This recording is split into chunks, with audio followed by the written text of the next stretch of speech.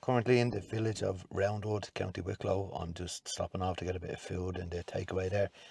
And then I'm thinking of either heading up to a spot in Glenmalure that I've never been to at night before, or heading up to the Sally Gap and shooting Loch Tay.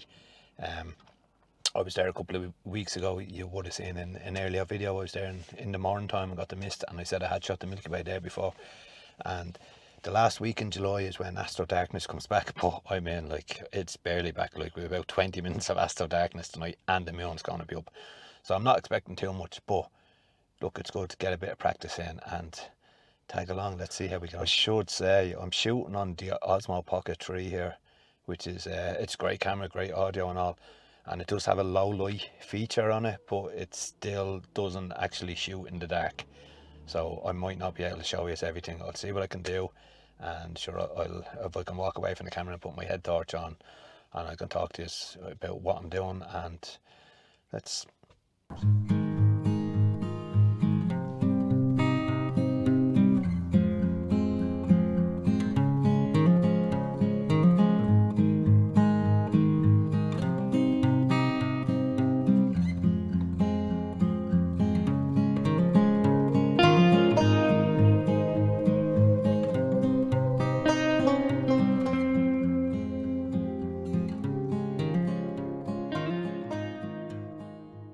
So I've just arrived at my location, Loch Tay. Starting to get dark already. Sky is clearing right where I need it, which is all good news. A couple of cars here. This guy's camping up behind us, and there's a camper van whose lights keep going on and off, which should be all good. I'm gonna get the gear ready, take a walk down to the lake. I don't know if I can show you because this camera doesn't pick up great in the dark, but I'll give it a go. Let's get some more gear ready.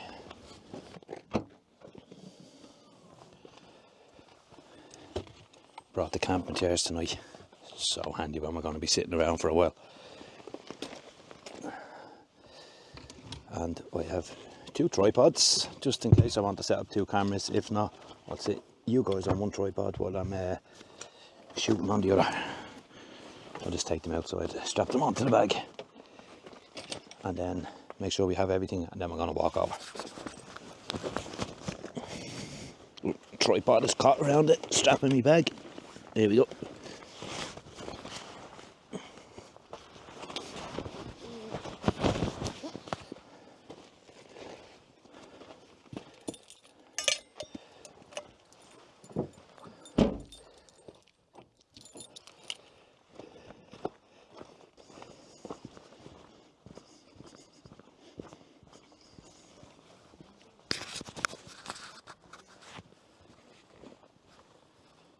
There's the lake. I can hear voices. That means somebody else is here. Right, so I find down to a fairly level spot. So I'm going to try and get set up here. I do have the star tracker with me, hoping to do some long exposures. But I'm not sure I can show you the lake on the back of the camera, but I'll do a long exposure and show you. So what we'll do, we'll track the sky, and then we'll take a separate shot for the land, because even with my 16mm that I'm going to shoot on, if I'm not tracking, I'll only get about 30 seconds. If I am tracking, I get longer.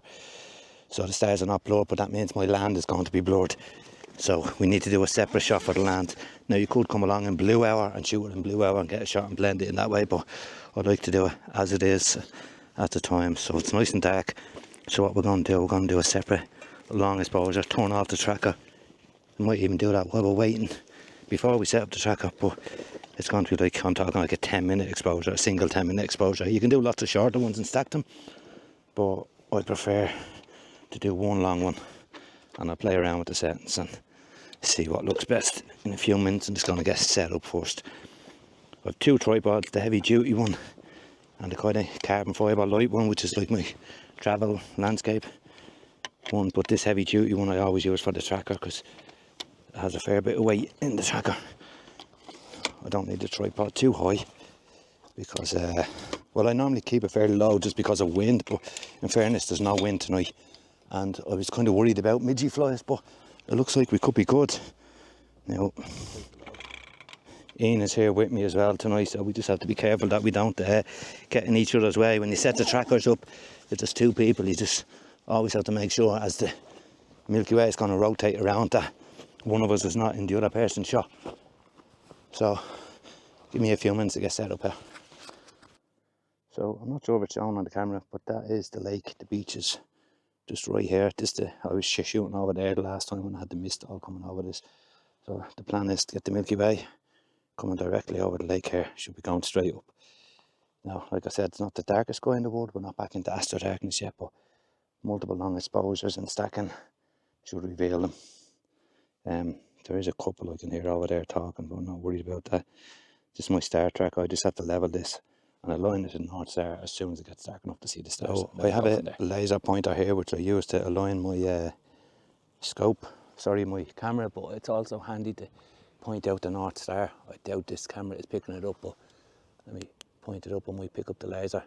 So this is the Big Dipper, the handle coming across, going down into the pot shape here.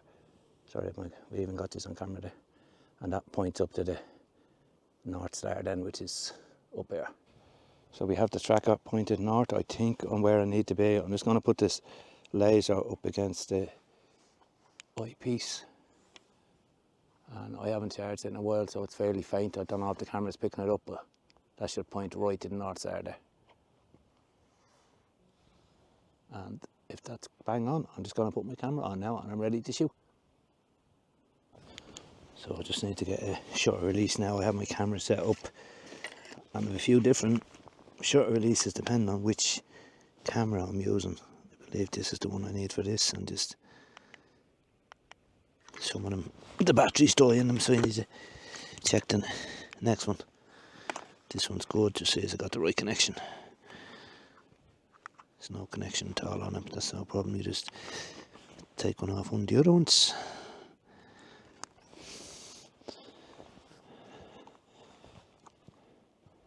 I just need to put on my real light for a minute here, Ian. I can't fucking see with this one.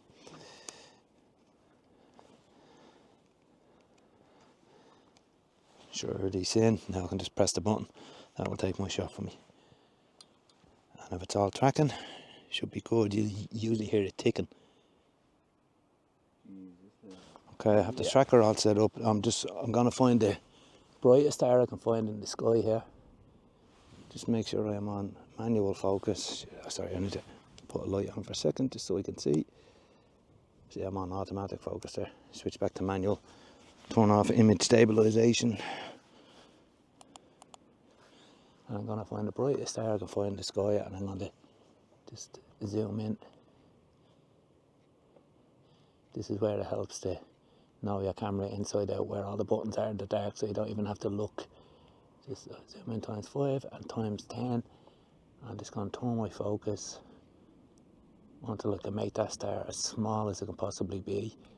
Gone too far past, go back the other way, back again. When you have it nailed, that should be a focus. Now you're ready to start shooting, just get your settings. Now what I'm going to do, rather than manual, I'm just going to switch over to bulb mode, because it just means I can go longer than 30 seconds because I had the shutter release in. My focus remains the same. So at the minute I'm at f4. I'm going to bring my ISO down really low just for a tester because it's not dark yet. I'm just going to go say 200 ISO, and let's just do maybe a minute shot and just make sure it's tracking. All I do is press that and lock it in. I can type in 1 minute, but for now we'll just do that and I can see the 5, 6, 7 seconds coming up on the screen. Okay, so fast forward a bit and we are 3 seconds away from 1 minute, 2, 1, done. Now I'm just going to play that image. It's probably going to be too bright now. Remember, I'm just checking if I'm in focus, if I'm tracking. Now all I'm going to do is zoom right in again and make sure my stars aren't trailing off, and I'm happy enough with that. I might tweak my focus just a little bit. It's not as good as I'd like, but yeah, it's not trailing, so that's good. Now what I need to do now is just using the ball head, turn it to where I actually want it, which is get the lake in the shot. with the Milky Way over it. So I'm all set up, I'm just waiting for it to get dark, so I'm just going to grab my nice comfy chair and put it right in front of where I want to shoot, and I don't go anywhere without my cup of tea. And I'm sure this chair has a cup holder. How good is this? Happy days. And flip these around. Literally tripod set up there. My feet sitting on my chair. Camera, and sky is nice and clear. I'm just waiting for it to get dark enough. I don't know if I can see through the viewfinder here, but I'll have a go with this camera. If I can just open up the last image, see will it let you see through the viewfinder. It's hard for me to see in the dark as well, if I'm showing you. If you can see, that's the lake in there. Just the sky is a bit too bright at the minute. But grand, gives us time to chill out in the chair for a while.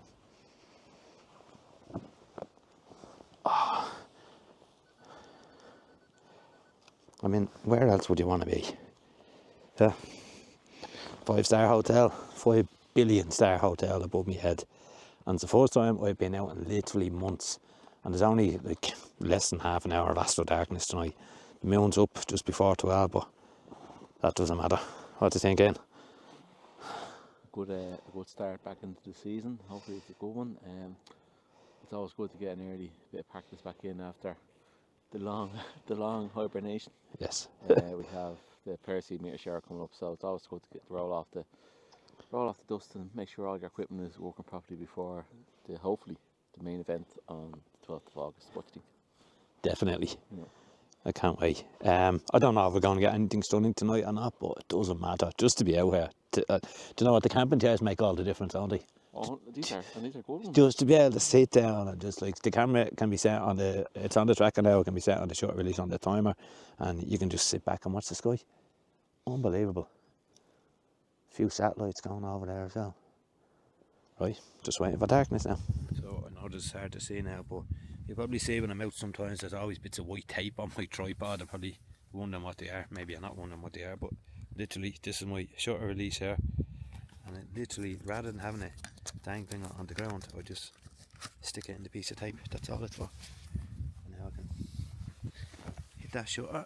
I have it set to take 2-minute exposures, and I'm giving it, when I press the shutter there's a 5-second delay so I don't get any shake.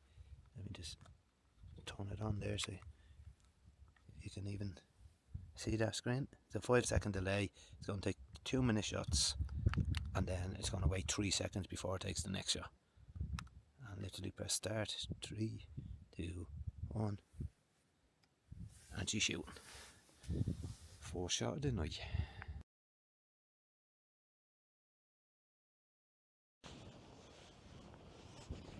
So crystal clear, it's perfect. There's a lot of satellites and airplanes going through, but I just need to run back up to the car for a minute.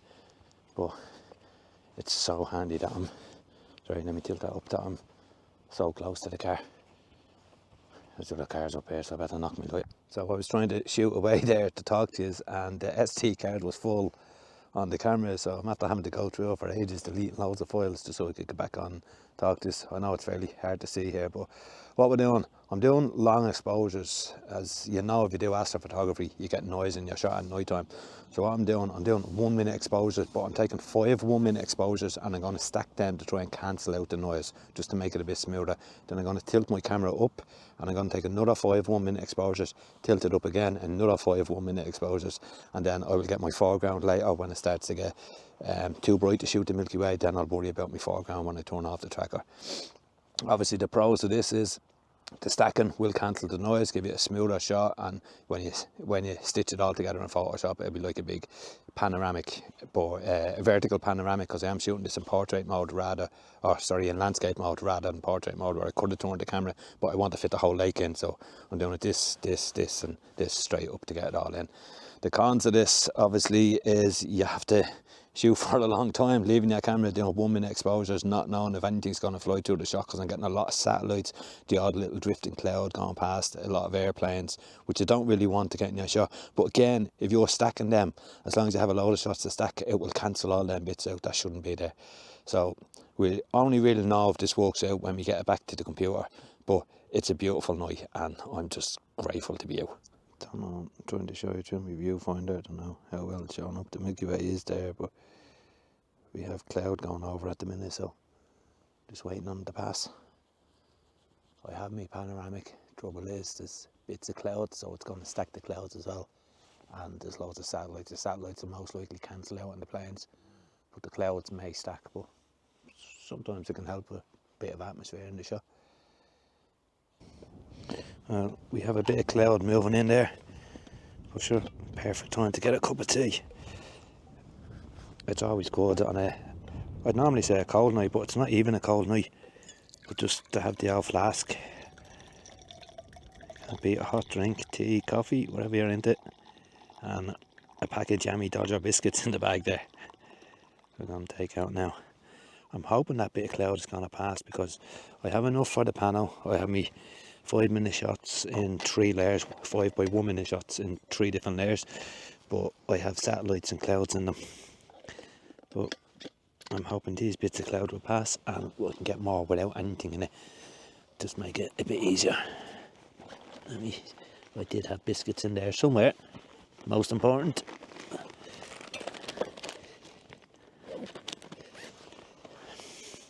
Jammy Dodgers, cup of tea, night under the stars. What more could you want? This is unreal. Beautiful. It's starting to clear there now. I have the camera shooting away just in case that cloud passes again. 1 minute shots. So one of the problems about shooting out on a night with no wind, I was hoping it wouldn't happen tonight. It was warm and all, but you get dew on the lens and you don't realise you've been shooting for hours, and you come back and there's dew on the lens and all your shots are blurred out and it's horrible.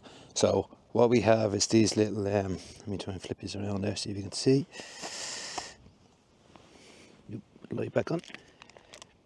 Hand warmers, and you get 2 of these in a pack in any little hardware store, and you just shake them to heat them up, put an elastic band around your lens and put 2 of these on, and it only needs to heat the camera a couple of degrees, not even a couple of degrees, a fraction of a degree, just to take the dew off the lens. So I also, if you can, let me just change this, show you here. I have my other camera set up with my phone. I know I've been taking phone shots here as well. Just of us sitting there in the chairs with the camera equipment looking over the lake. But yeah, I need to get these heaters on my lens because it's all tuned up. Let's see if you can just, if I can actually show you. Oh, sorry, my camera's on it, on my head torch is on the sensor, but you see the dew on the lens there. If I give it a wipe, you'll see. So yeah, I need to get these on quick. Right, so the dew on the lens, always handy, have a lens cloth, obviously give it a wipe, but it doesn't matter how many times you wipe this, it will keep coming back as long as there's dew. So these little hand warmers, you just literally shake them like this and you can already feel there's a chemical reaction, it just heats up. Elastic bands, and I always have these in my bag. They go around the lens hood, sorry. I'm just gonna put one on the top and just let me get a grip on the elastic there. The wind is actually picking up a bit now. I could have done with that to stop the dew a few minutes ago, but one on the bottom, and these will heat the lens enough that dew will stop forming. Just make sure it doesn't go over your lens hood and interfere with your shot. So that should be good enough. Make sure we're still lined up and we can start shooting again. You can see the whole horizon is lit up there, the silhouette of the trees. That's because the moon is up there now. There it is peeping over the trees. It's lighting up one side of the lake here, the mountains on one side, which means it's time to do my long exposure for my foreground, so I'm doing a 5-minute exposure, 800 ISO at f4, and then stitch on my Milky Way and put it over it, and this is what it looks like.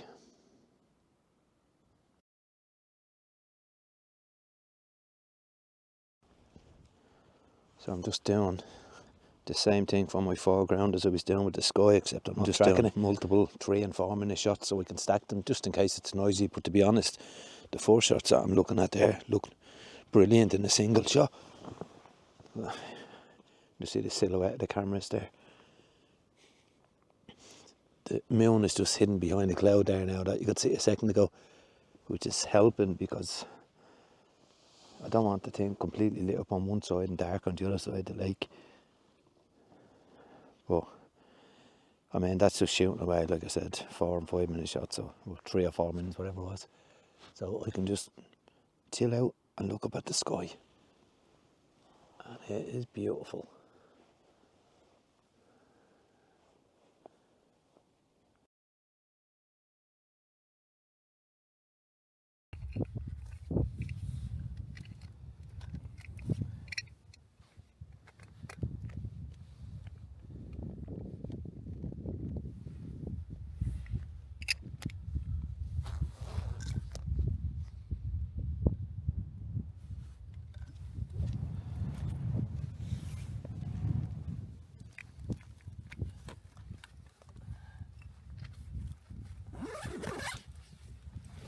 Well, that's a wrap. So it's just time to pack everything up. Got a few shots there to stack just for the foreground.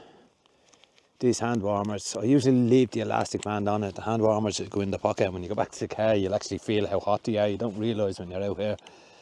But just, I always struggle to find my lens cap. There we go, it's in my pocket.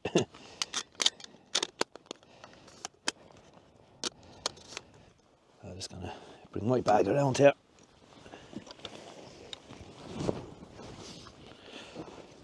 So I think we can call that a successful night. I actually got a lot more than I thought I was going to get, because even though the moon was up at like 20 to 12, because we're kind of dipped down in a little valley here, we didn't see the light of it for a couple of hours, which was brilliant. So I'm happy with that. Yeah. Yeah, well, you're right there then to come here. Just going to take all this gear apart. Go down there for a minute. So handy having the chairs. Whoa. You see a meter? Yeah. Nice. I picked it up. There's been plenty of little meteors I've gone around. The parachute meteor shower is coming up soon, so you'll always see a few.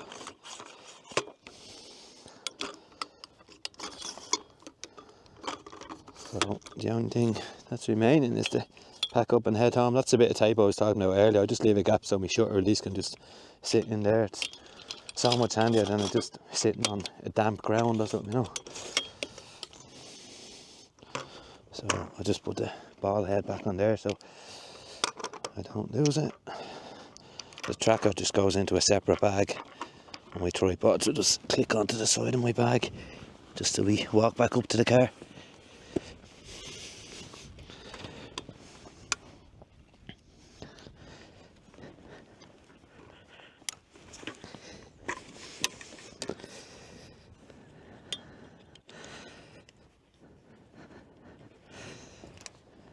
And second tripod, so here's somewhere.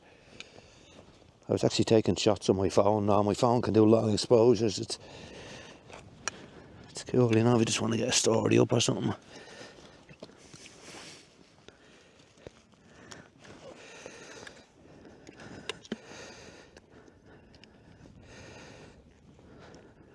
Just make sure that clicks. Bag is packed. I'll just put the tracker in the other bag. Oh, shutter release, just put that back in there. That's a new shutter release I just got tonight.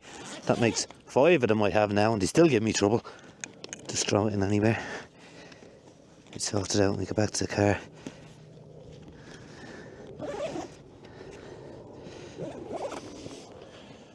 Tracker I do love this tracker because it can take like 5 kilo weight, so I can put my big 7200 on and so on. The only thing about it is it doesn't fit in my camera bag, so I don't actually have a case for it. I usually just wrap it up in this thick flag that I have and it goes back in the bag.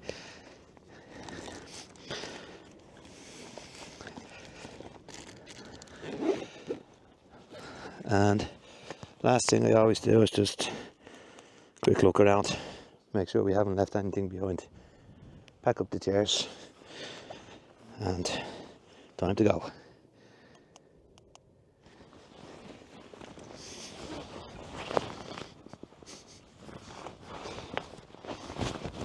That's a wrap.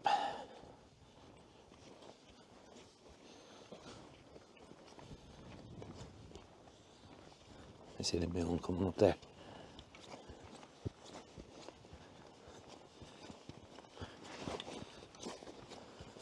You see all the dew on the grass as well now. I'm glad we had those hand warmers. For a couple of euro, they're the best thing to have in your camera bag for night sky photography.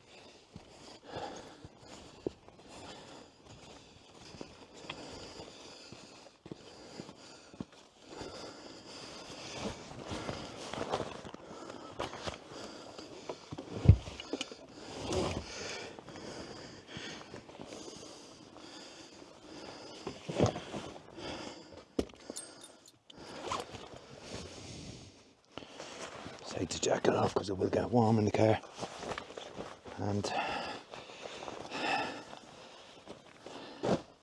that's us done for the night. Until next time. So this is what I did when I got home then. I took my first 5 1-minute shots, even though there was cloud and satellites and everything in them. Because I'm stacking them, it will cancel out any satellites or airplanes or anything like that, and hopefully reduce noise. It won't totally cancel it with 5 minutes, but it was good enough with the light pollution. Did stack a bit of the cloud, but I'm not worried about it. So I just called this one Stack 1 as I was saving it using a program called Sequator. Then I tilted the camera up, as you can see here, and I did the same thing again, took 5 1-minute shots, used the same program, stacked them all again, called it Stack 2. Then tilted the camera up again, same thing, 5 1-minute shots, stacked them. You can see this one's a bit brighter because the moon was starting to come up. Anyway, stacked all them. Then I did my foreground, which I showed you here a minute ago, which was a single 4 or 5 minute exposure, whatever I said in the video there. And I then, once I had all those shots, I then moved over to Photoshop to stitch them all together. And this is my final result in the end with a bit of an edit. But after looking at it closely, I know it sounds mad, but the stars are very distracting, like your eye is not drawn to the Milky Way. So I used the dust and scratches filter in Photoshop to remove some of the stars, and I just kept them within the Milky Way so the eye is drawn in there. I also added a bit of a reflection back into the lake, which you could see in the original first shot, but over the course of a couple of hours, the Milky Way moved over to the right of the lake, even though I had it starting off here, so I knew this is where I wanted it. So I got my reflection back in there, and then I picked out the Milky Way on its own. I just did a bit more colour there just for the final shot. So this is the end result. Hope you like it. If you like the video, feel free to like and subscribe. It really helps me out, and I'll catch us all in the next adventure.